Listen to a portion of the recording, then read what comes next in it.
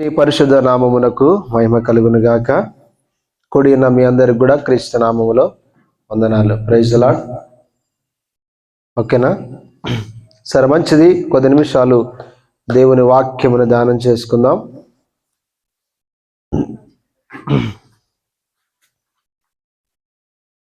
దేవుడు మానవుని ఎలా చేశాడు? మానవ నిర్మాణం యొక్క ఉద్దేశం ఏంటి?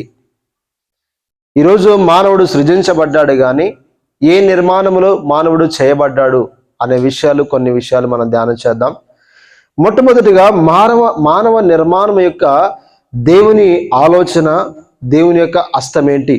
మానవ యొక్క నిర్మాణం యొక్క దేవుని ఆలోచన ఏంటి? దేవుని హస్తం ఏంటి? అంటే మానవుడు ఎలా ఉండాలి అని దేవుడు సృజించాడు, మానవుడు ఎలా బ్రతకాలి అని దేవుడు తయారు చేశాడో కొన్ని విషయాలు మనం చూద్దాం. ఒకవేళ మానవ నిర్మాణం ఎలా జరిగిందో మనకు తెలియాలంటే దేవుడు ఏమై ఉన్నాడో అది తెలిస్తే ఖచ్చితంగా మానవ నిర్మాణం కూడా మనకు అర్థమవుతుందా? అంటే దేవుడు ఒకవేళ మానవుని సృజించినప్పుడు ఏ పోలికలో, ఏ స్వారూప్యంలో మానవుని చేశాడు? మానవుడు కొద్ది కాలం జీవించడానికి మాత్రమే దేవుడు చేశాడా, శాశ్వత కాలం జీవించడానికి దేవుడు చేశాడా అనే విషయాన్ని మనం దేవుడు ఏమై ఉన్నాడో ఆ విషయాలు కనుక మనం అర్థం చేసుకుంటే మానవ నిర్మాణం కూడా అలానే జరిగిందని మనం అర్థం చేసుకోవచ్చు. మొట్టమొదటిగా మనం చూద్దాం, దేవుని యొక్క స్వరూపాన్ని చూద్దాం.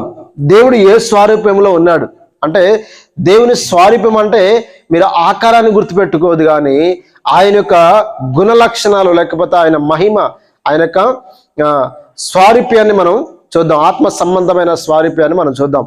ఇక్కడ చూద్దాం. మొట్టమొదటిగా మానవ నిర్మాణము దేవుని స్వరూపం అంటే పాపములోనికి వెళ్ళక ముందు ఆదాము ఎలా తయారు చేయబడ్డాడో అనే దానికి స్వల్ప వివరణ.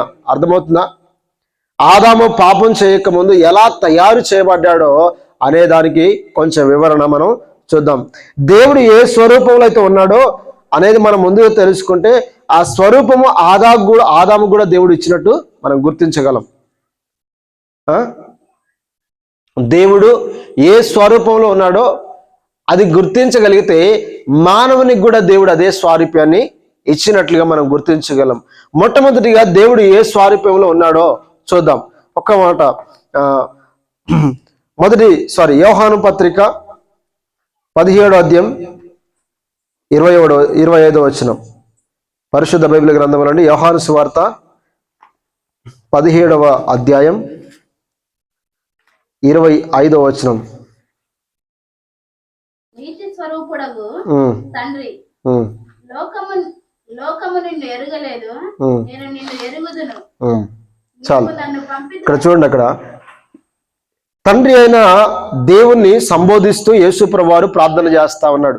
ఏమనంటున్నాడంటే, మీరు గమనిస్తే అక్కడ తండ్రి అయిన దేవుడు యేసుప్రభువు వారు తండ్రి అయిన దేవునికి ప్రార్థన చేస్తా ఉన్నాడు. ప్రార్థన చేస్తా ఉన్నప్పుడు ఆయన పలుకుతున్న మాట ఏంటంటే, నీతి స్వరూపుడగు తండ్రి అంటున్నాడు. ఎవరంట ఆయన? నీతి స్వరూపుడగు తండ్రి. అంటే తండ్రి అయిన దేవుడు ఎవరంట? నీతి స్వరూపం గలవాడు. అర్థమవుతుందా? ఆయన నీతిమంతుడు, నీతి స్వరూపం గలవాడు ఆయన. అయితే తండ్రి అయిన దేవుడు నీతిమంతుడు కాబట్టి మొట్టమొదటిగా ఆదామును కూడా దేవుడు ఎలా చేస్తాడంటే నీతిమంతుడిగానే సృజించాడు. అర్థమవుతుందా? ఎలా సృజించాడు? మొట్టమొదటి మానవుని దేవుని పోలికలో, దేవుని యొక్క స్వారూప్యంలో మానవుడు చేయబడ్డాడు. ఏంటి దేవుని యొక్క స్వారూప్యం, దేవుని యొక్క పోలిక ఏంటంటే దేవుడు నీతి స్వరూపుడు. అర్థమవుతుందా? దేవుడు నీతి స్వరూపుడు కాబట్టి ఆయన పోలికలో, ఆయన స్వరూపంలో మానవుడు చేయబడ్డాడు. మానవుడు మొట్టమొదటి ఆదాము కూడా ఎలా చేయబడ్డాడంటే నీతి స్వరూపుడిగా చేయబడ్డాడు. కానీ ఆదాము దేవునికి వ్యతిరేకంగా పాపము చేసి ఏమైపోయాడంటే నీతిని పోగొట్టుకొని అనీతిమంతుడిగా మార్చబడ్డాడు. మనం చూస్తే ఆదామును దేవుడు మొదట నీతిమంతుడిగా చేశాడు. ఆదాము పాపం చేసి నీతిని కోల్పోయాడు. ఆదాము ఏం చేశాడట? పాపము చేసి నీతిని కోల్పోయాడు. ఈరోజు చాలా మంది గమనిస్తే, మనం చాలా మంది నీతిమంతులు కావడానికి ఏం చేస్తున్నారు? ఎన్నో ప్రయత్నాలు చేస్తా ఉన్నారు. నీతిమంతులు కావడానికి ఏం చేస్తున్నారంటే ఎన్నో రకాల ప్రయత్నాలు చేస్తున్నారు. కదా, తీర్థయాత్రలకు వెళ్తా ఉన్నారు, దాన ధర్మాలు చేస్తా ఉన్నారు, ఇంకా రకరకాల కార్యక్రమాలు చేస్తూ నీతిమంతులు కావాలనే ఉద్దేశంతోనే ఈరోజు ఎన్నో కార్యక్రమాలు చేస్తున్నారు, కానీ మానవుడు నీతిమంతుడిగా మార్చబడటం లేదు. అర్థమవుతుందా?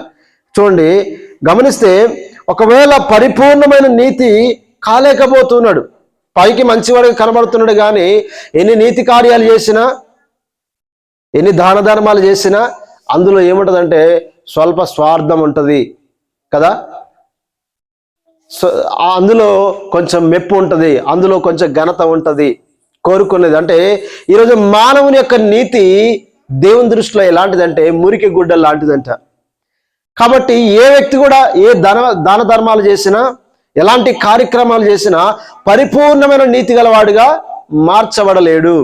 మరి నీతిమంతుడు ఆదాము నీతిని కోల్పోయాడు కదా, మరి మరలా నీతిమంతుడిగా కావాలంటే మరలా ఎలా సాధ్యమవుతుంది?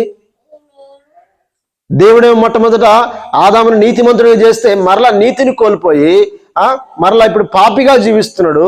ఈ పాపి ఇప్పుడు మనుషులందరూ కూడా పాపంలో జీవిస్తున్నారు.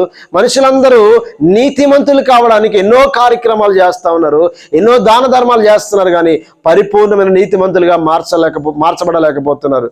మరి పరిపూర్ణమైన నీతిమంతులుగా మార్చబడాలంటే ఏం చేయాలి? అది యేసు ప్రభు ద్వారానే మాత్రమే సాధ్యమవుతుంది. అర్థమవుతుందా? యేసు ప్రభు ద్వారా మాత్రమే సాధ్యమవుతుంది. చూద్దాం పరిశుద్ధ బైబిల్ గ్రంథంలో రోమీయులకు రాసిన పత్రిక 3వ అధ్యాయం 24వ వచనం. రోమీయులకు రాసిన పత్రిక 3వ అధ్యాయం 24వ వచనం.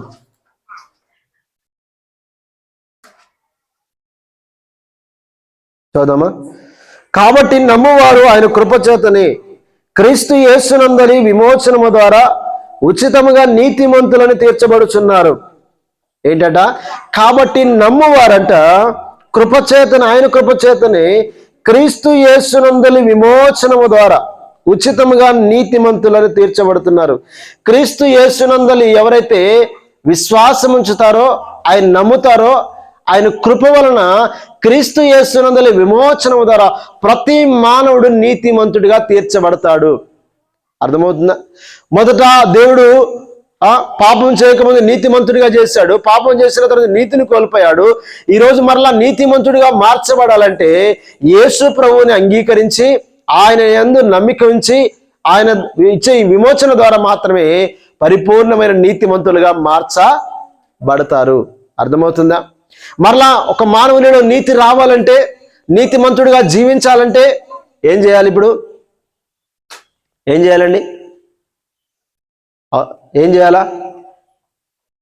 ఒక వ్యక్తి నీతిమంతుడిగా మార్చబడాలంటే ఏం చేయాలా? యేసు ప్రభువునందు నమ్మకం ఉంచాలి. ఆయన కృప చేత, రెండవది ఆయన విమోచనము ద్వారా మాత్రమే ఏం చేయాలి? నీతిమంతులుగా మార్చబడతారు. కాబట్టి ఈ లోకంలో నీతిమంతుడు లేడు, ఒక్కడును లేడు. ఈ పాపం పోవాలంటే, మన పాపాలు కడిగివేయబడాలంటే, మనలో ఉన్న అవినీతి అంతా తొలగిపోవాలంటే యేసునందు విశ్వాసం ఉంచితేనే తప్ప ఎవరు కూడా నీతిమంతులుగా మార్చబడలేరు. అర్థమవుతుందా? కాబట్టి మన దేవుడు ఎవరంట? మన దేవుడు ఎవరు? నీతి స్వరూపుడు. కాబట్టి మానవుని ఎలా చేశాడు? నీతిమంతుడిగా చేశాడు, కానీ పాపం చేసి నీతిని కోల్పోయాడు. మరలా నీతిమంతుడిగా మార్చబడాలంటే యేసుక్రీస్తు ద్వారానే సాధ్యమవుతుంది. యేసుక్రీస్తుని అంగీకరించినప్పుడు మాత్రమే, యేసు ఇచ్చే విమోచనం ద్వారా మాత్రమే ఒక మానవుడు నీతిమంతుడిగా మార్చబడతాడు. అర్థమవుతుందా? రెండవది, మానవుడు ఎలా చేయబడ్డాడంటే మనం చూద్దాం. దేవుని మనకు అర్థం చేసుకుంటే ఎఫెసీయులకు రాసిన పత్రిక 1వ అధ్యాయం 19వ వచనం. ఎఫెసీయులకు రాసిన పత్రిక 1వ అధ్యాయం 19వ వచనం.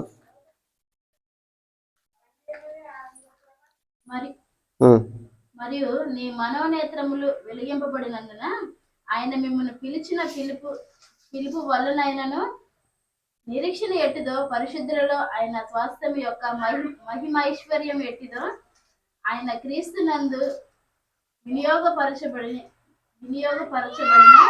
బలాతిశయమును బట్టి విశ్వసించు మన యందు ఆయన చూపుచున్న తన శక్తి యొక్క అపరిమితమైన మహాత్మ్యం ఎట్టిదో మీరు తెలుసుకోవలనని మన ప్రభువైన యేసు క్రీస్తు యొక్క దేవుడైన మహిమ మన ప్రభు అయిన యేసుక్రీస్తు యొక్క దేవుడైన మహిమా స్వరూపి యొక్క తండ్రి తను తెలుసుకోవడం ఎందు మీకు జ్ఞానమును ప్రత్యక్షతను గల మనస్సును అనుగ్రహించినట్లు నేను నా ప్రార్థనల యందు మిమ్మల్ని గురించి విజ్ఞాపనము చేయుచున్నాను. హల్లెలూయా. దేవుడు ఎవరంట? మహిమా స్వరూపి. అర్థమవుతుందా? తండ్రి అయిన దేవుడు ఎవరు? మహిమా స్వరూపి. కాబట్టి ప్రియదేవుని బిడ్డలారా, మానవుని దేవుడు ఎలా చేశాడు? మరి మొట్టమొదటిగా మహిమా గల వ్యక్తిగా చేశాడు, మహిమా స్వరూపిగా చేశాడు. ఆయన దేవుడు మహిమా స్వరూపి కాబట్టి మానవుని కూడా దేవుడు ఎలా చేశాడంటే మొట్టమొదటి ఆదాముని మహిమ గల వ్యక్తిగా చేశాడు. కానీ ఆదాము దేవుని మహిమను పోగొట్టుకున్నాడు.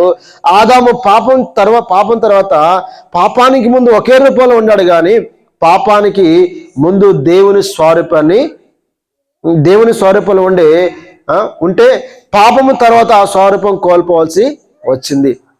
అర్థమైందా? వినాలి. దేవుడు మహిమా స్వరూపి అయితే మానవుడు ఎలా చేయబడ్డాడు? మహిమా స్వరూపిగానే చేయబడ్డాడు. పాపానికి ముందు మహిమ గలవాడిగా ఉన్నాడు, కానీ పాపము చేసిన తర్వాత మహిమను పోగొట్టుకున్నాడు. అర్థమవుతుందా? కాబట్టి మహిమను పోగొట్టుకున్నాడు కనుకనే మంచి చెడ్డలు ఏంటో అతనికి తెలియపరచబడ్డాయి. కాబట్టి ప్రియదేవుని బిడ్డలారా, అంటే ఈరోజు దేవుడిచ్చే మహిమ స్వరూపాన్ని మాత్రమే కోల్పోయాడు, కానీ ఆకారాన్ని మాత్రం కోల్పోలేదు. అయితే ప్రియదేవుని బిడ్డలారా గమనించండి, ఈరోజు ఒకవేళ మానవుడు మరలా మహిమ స్వరూపిగా మార్చబడాలంటే ఎవరి వల్ల సాధ్యమవుతుంది? యేసుక్రీస్తు వలనే సాధ్యమవుతుంది. చూడండి, యేసుక్రీస్తును అంగీకరించాక పాప స్వరూపం పోయి దేవుని స్వరూపంలోకి అడుగుపెట్టాం. అర్థమవుతుందా? యేసుక్రీస్తుని అంగీకరించిన తర్వాత మానవుడు పాప స్వరూపం పోయి ఏ స్వరూపంలోకి వచ్చాడట? దేవుని స్వరూపంలోకి వచ్చాడు. కాబట్టి దేవుని స్వరూపంలోకి వచ్చిన మానవుడు అప్పుడప్పుడు కూడా ఏం చేయబోతున్నాడు అంటే మళ్ళా పాప స్వరూపంలోకి పోవడానికి ప్రయత్నాలు చేస్తా ఉన్నాడు. అప్పుడప్పుడు మరలా ఈ పాపంలో కలిసిపోవడానికి ప్రయత్నాలు చేస్తా ఉన్నాడు. కాబట్టి గమనించండి ప్రియదేవుని బిడ్డలారా, మనము జాగ్రత్త పడాలట. ఏ విషయంలో జాగ్రత్త పడాలి?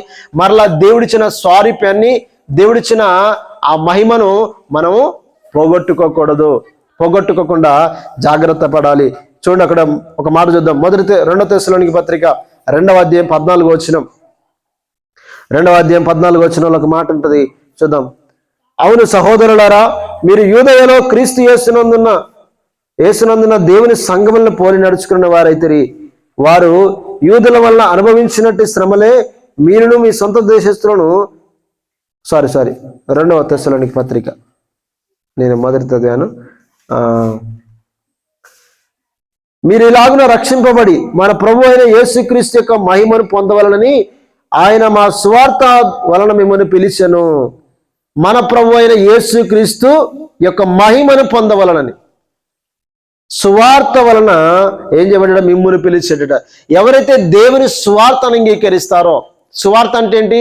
యేసుక్రీస్తు యొక్క జనన మరణ పునరుత్థానములు. అంటే యేసు ప్రభువారు ఈ లోకానికి నా కోసం వచ్చాడు, ఆయన నా పాపముల నిమిత్తం చనిపోయాడు, ఆయన ఇదిగో నా పాపముల నిమిత్తం చనిపోయి తిరిగి లేచి పరలోక రాజ్యానికి వెళ్ళాడు, మరలా త్వరగా రాబోతున్నాడని ఎవరైతే ఆయనను విశ్వసించి వారి పాపములు ఒప్పుకొని ఆయన యందు విశ్వాసం ఉంచుతారో వారు క్రీస్తు యేసు యొక్క మహిమలోనికి మార్చబడతారు. అర్థమవుతుందా?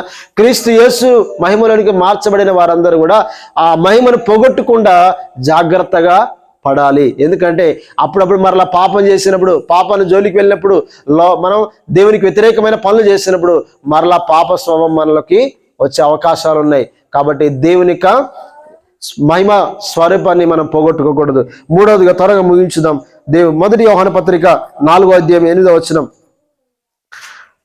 1 యోహాను పత్రిక 4వ అధ్యాయం 8వ వచనం చూద్దాం.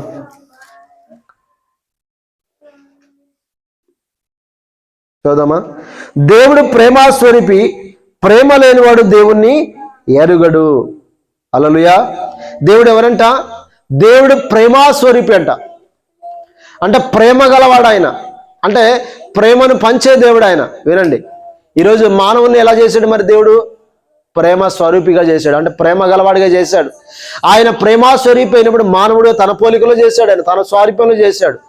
ప్రేమ గలవాడిగా చేస్తే ఈరోజు మానవులందరూ ఎలా అయిపోయారు? స్వార్థపరులు అయిపోయారు, సెల్ఫిష్లు అయిపోయారు కదా. ఈరోజు అసూయ పరులు, ఈరోజు చాలా మంది ప్రజలు ఎలా తయారయ్యారంటే శరీర సంబంధమైన క్రియల వారుగా తయారైపోయారు. ఎవరిలో దేవుని ప్రేమ లేదు. ఈరోజు సాటి మనిషిని ప్రేమించే తత్వం ఈరోజు మానవులో లేదు. ఎందుకంటే ఆదాము పాపము చేయకముందు ప్రేమ గలవాడిగా సృజించబడ్డాడు. ఎప్పుడైతే పాపం చేశాడో ఏమి పోగొట్టుకున్నాడంటే దేవుని ప్రేమను పోగొట్టుకున్నాడు. స్వార్థమే పెరిగిపోయింది, అసూయ పెరిగిపోయింది, కుళ్ళు కుతంత్రాలు అన్నీ కూడా పెరిగిపోయినాయి మానవులలో. మరలా దేవుని యొక్క దేవుని యొక్క ప్రేమ గలవాడిగా ఉండాలంటే ఏం చేయాలి మరి? చూడండి, ఇక్కడ బైబిల్లో మనం చూస్తే ఆదాము ఈ లోక ప్రేమలో కాకుండా దేవుని ప్రేమలో చేయబడ్డాడు. పాపానికి ముందు దేవుని ప్రేమ ఉంటే పాపములోనికి వచ్చాక లోక ప్రేమ అతనిలోకి వచ్చింది. ఆ లోక ప్రేమలో ఏముంటుందట? ఏంటిది? 2వ అధ్యాయం 15వ వచనంలో ఒక మాట చూద్దాం. 2వ అధ్యాయం 15వ వచనంలో, ఈ లోకమునైనను లోకములో ఉన్న వాటిని ప్రేమింపకుడి, ఎవడైనా లోకమును ప్రేమించినలా తండ్రి ప్రేమ వానిలో ఉండదు. లోకములో ఉన్నదంతయు అనగా శరీరాశయు నేత్రాశయు జీవవనమును తండ్రి వలన పుట్టినవి కావు, అవి లోక సంబంధమైనవే. లోకమున దాని ఆశయు గతించిపోతున్న గాని దేవుని చిత్తమును జరిగించేవాడు నిరంతరము నిలుచును. హల్లెలూయా. ఎవరైనా మీరు చూస్తే అక్కడ ఈ లోకమును ప్రేమించినట్లయితే ఎవరి ప్రేమ ఉండదట వారిలో? తండ్రి ప్రేమ వారిలో ఉండదట. తండ్రి ప్రేమ వారిలో ఉండదట. ఎందుకంటే ఈ లోకములో ఉన్నదంతయు అనగా శరీరాశ నేత్రాశ జీవబడమ్మము ఎవరి ద్వారా పుట్టినవంట? అవి లోకము ద్వారానే కలుగ చేయబడ్డాయి. ఈరోజు మానవులలో ఏం పోగొట్టుకున్నాడంట? దేవుని ప్రేమ పోగొట్టుకొని ఈ లోక ప్రేమలోకి మానవుడు అడుగుపెట్టాడు. ఈ లోకంలో ఏముందట? శరీరాశ, నేత్రాశ, జీవబుడ్డమ్మం అంటే గర్వము, అహంకారము, శరీర సంబంధమైన కోరికలు, తర్వాత నేత్రాశ, చూసిందల్లా కావాలనుకునే ఆ నేత్రాశ గల వాడిగా మానవుడు మారిపోయాడు. కాబట్టి ప్రియ దేవుని బిడ్డలారా, ఈరోజు ఈ విధంగా మానవునిలో దేవుని ప్రేమ కోల్పోయి లోక ప్రేమలోనికి మానవుడు అడుగుపెట్టాడు. మరి ఒకవేళ మరలా దేవుని ప్రేమతోనికి రావాలంటే ఏం చేయాలి? రోమీలకు రాసిన పత్రిక 5వ అధ్యాయం 5వ వచనం చూద్దాం. రోమీలకు రాసిన పత్రిక 5వ అధ్యాయం 5వ వచనం. ఎందుకనగా ఈ నిరీక్షణ మనల్ని సిగ్గుపరచదు, మనకు అనుగ్రహింపబడిన పరిశుద్ధాత్మ ద్వారా దేవుని ప్రేమ మన హృదయంలో కుమ్మరింపబడి ఉన్నది. హల్లెలూయా. ఎప్పుడైతే మనం క్రీస్తుని అంగీకరిస్తామో, దేవుని అంగీకరిస్తామో, యేసుక్రీస్తునందు విశ్వాసం ఉంచుతామో, అప్పుడు ఏం జరుగుతుందంట? ఎందుకనగా ఈ నిరీక్షణ మనల్ని సిగ్గుపరచదు, మనకు అనుగ్రహింపబడిన పరిశుద్ధాత్మ ద్వారా. దేని ద్వారా? ఎప్పుడైతే యేసుక్రీస్తుని మనం అంగీకరించి ఆయన యందు విశ్వాసం ఉంచుతామో అప్పుడు మనలోకి పరిశుద్ధాత్ముడు వస్తాడట. పరిశుద్ధాత్ముడు ఎప్పుడైతే మనలోకి వస్తాడో దేవుని ప్రేమ మనలో కుమ్మరించబడుతుంది. అర్థమవుతుందా? కాబట్టి ఈరోజు మరలా దేవుని ప్రేమను మనం సంపాదించుకోవాలంటే, దేవుని ప్రేమలోకి మనం మారాలంటే, దేవుని ప్రేమ మనలో ఉండాలంటే, ఈరోజు దేవుని ప్రేమ ఎలాంటిదంటే అది త్యాగపూరితమైనది. దేవుని ప్రేమ ఎలాంటిదంటే తన్ను తాను సమర్పించుకునే ప్రేమ. కాబట్టి దేవుని ప్రేమ ఎలాంటిదంటే మనము పాపులమై ఉండగానే ఆయన మన కొరకు కలువరి శిలువలో చనిపోయాడు ఆయన. కాబట్టి దేవుని ప్రేమ ఎప్పుడు కూడా త్యాగాన్ని కోరుకుంటుంది, ఇతరుల మేలును కోరుకుంటుంది. అయితే ఆ ప్రేమ మనలోకి రావాలంటే యేసుక్రీస్తుని మనం అంగీకరించి ఆయన యందు నిరీక్షణ ఉంచినప్పుడు, పరిశుద్ధాత్మ మనలోకి వచ్చినప్పుడు ఖచ్చితంగా దేవుని ప్రేమ మనలో కుమ్మరించబడుతుంది. ఇంకో మాట చూద్దాం. చివరిగా 4వ మాట మనం చూద్దాం. దేవుడు ఎలా ఉన్నాడంటే ఇంకో 4వ మాట మనం చూద్దాం. ప్రకటన గ్రంథం 6వ అధ్యాయం 10వ వచనం. ప్రకటన గ్రంథం 6వ అధ్యాయం 10వ వచనం.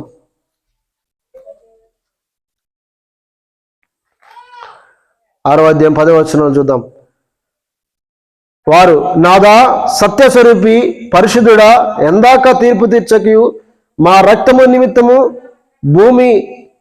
భూనివాసులకు ప్రతిదండన చేయకుందు అని బిగ్గరగా కేకలు వేసిరి. హల్లెలూయా. దేవుడు ఎలా ఉన్నాడంటే ఆయన సత్య స్వరూపి. దేవుడు ఎవరంట? సత్యము స్వరూపి. అంటే సత్యము గలవ దేవుడు ఆయన. అందుకోసం బైబిల్లో ఒక మాట రాయబడింది. యేసు ప్రభువు అన్నాడు, యేసు నేనే మార్గమును సత్యమును జీవమును అయి ఉన్నాడంట.